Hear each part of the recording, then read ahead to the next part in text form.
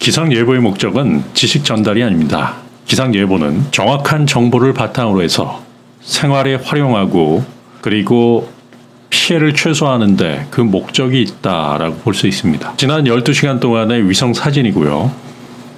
여기에는 빨간색, 파란색 이렇게 나타나는 부분들이 있죠. 이 빨간색의 경우는 마이너스 60도 이하, 즉 60도보다 더 낮은 온도를 보여주고 있다. 파란색의 경우는 마이너스 40도 이하를 보여주고 있습니다. 이것은 무엇을 뜻하느냐? 바로 여기에 구름에 대한 해답이 있습니다. 가장 주목해야 될 상황은 바로 이 정나눈, 센 비구름이다. 정나눈은 2000m부터 2만 m 상공까지 높게 솟아있는 구름이고요. 태풍 내에서도 정나눈이 존재하고 있고 중국에서 일본까지 펼쳐져 있는 정체전선에도 이 정나눈이 존재하고 있습니다.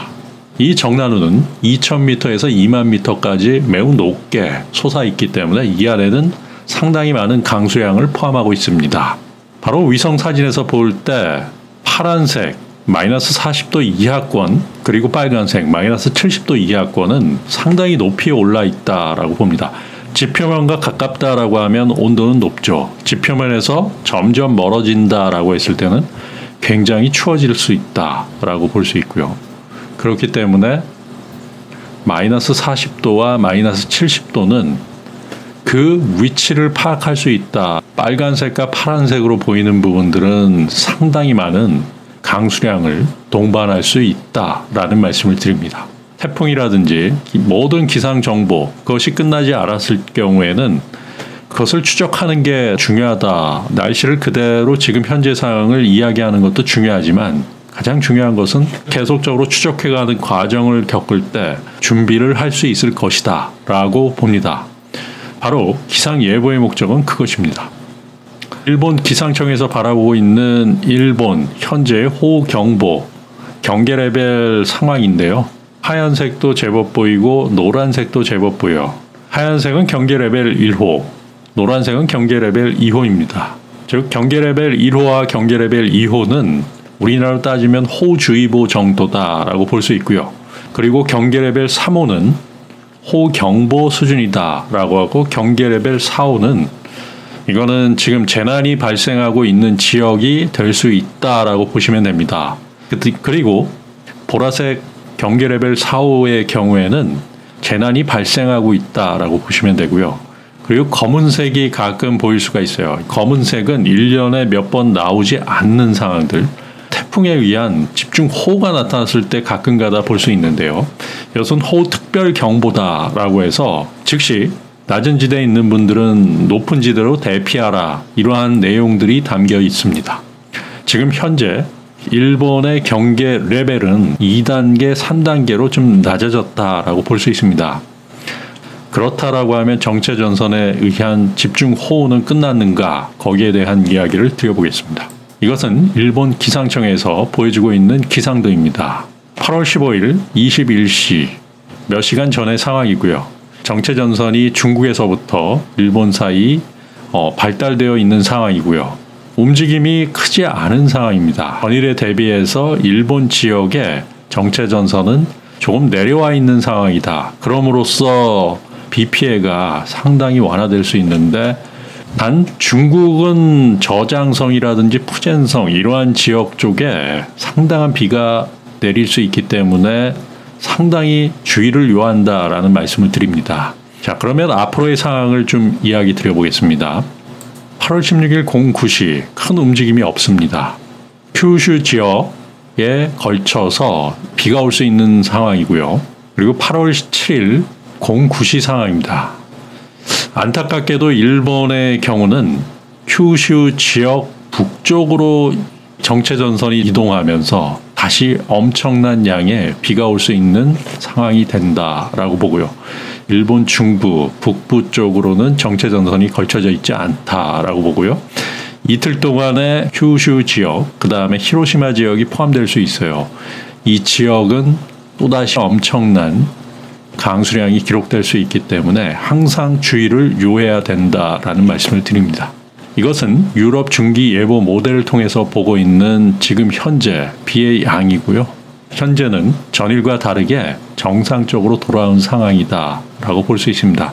다만 제주도 쪽에 비가 크게 올 수 있기 때문에 주의해야 된다라는 말씀을 드리고요.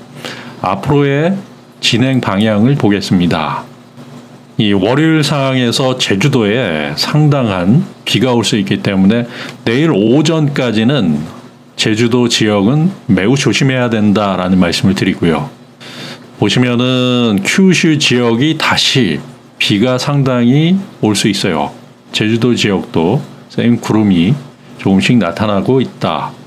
그러면서 화요일 큐슈 지역에 구름이 생성되고 이동되는 모습들이 보이고 있습니다. 수요일 역시도 큐슈 지방과 히로시마 지방에 비가 상당히 나타날 수 있다. 그러면 앞으로 3일간의 누적 강수량을 좀 보겠습니다. 보시면 제주 지역 역시도 누적 강수량이 160mm가 넘게 온다. 때에 따라서는 200mm 가까이, 해안 지역 같은 경우는 200mm 가까이 오는 지점이 있기 때문에 제주도는 굉장히 조심해야 됩니다. 제주도가 오히려 비 피해로 인한 상황이 나타날 수 있기 때문에 상당히 조심해야 된다라는 말씀을 드립니다.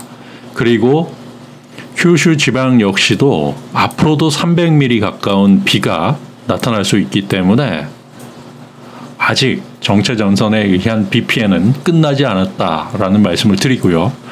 그 다음 히로시마 역시도 150mm가 넘게 비가 올 수 있다. 거의 200mm 정도의 비가 올 수 있다라고 보면 앞으로 3일간 일본의 비 피해는 계속될 수 있기 때문에 상당히 주의를 요한다라는 말씀을 드립니다. 요즘 전 세계에서 기상이변으로 인해서 가장 힘들게 지내는 곳이 일본이고 일본인들의 피해가 상당히 많습니다.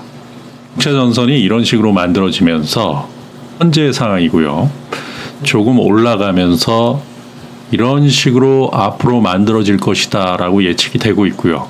이 정체전선에 의해서 정난운에 의한 센 비구름이 형성이 되고 있고요. 그럼으로써 많은 양의 비가 쏟아지고 있다라고 봅니다. 그리고 전전일의 경우에는 해저 화산이 분출되는 상황이 나타났습니다. 그리고 그 반대편에 IT에서는 규모 7.2의 강진이 나타났습니다. 마그마의 활동과 불가분의 관계에 있고요. 이 마그마라는 것은 지구 내부의 맨틀 부분에서 녹아서 흘러나오는 부분이다라고 이야기되고 있죠. 지구에 화산 활동이 일어난다라고 하면 그 외적인 부분에 지진이 나타날 수 있고요. 이런 기상이변은 살아있는 지구가 우리에게 나도 피곤하다라는 이야기를 남겨주는 메시지가 아닐까요? 많은 분들에게 조금이나마 도움이 되었길 바라고요. 항상 추적하십시오. 그리고 그 추적 속에서 많은 부분들을 찾으시길 바랍니다. 감사합니다.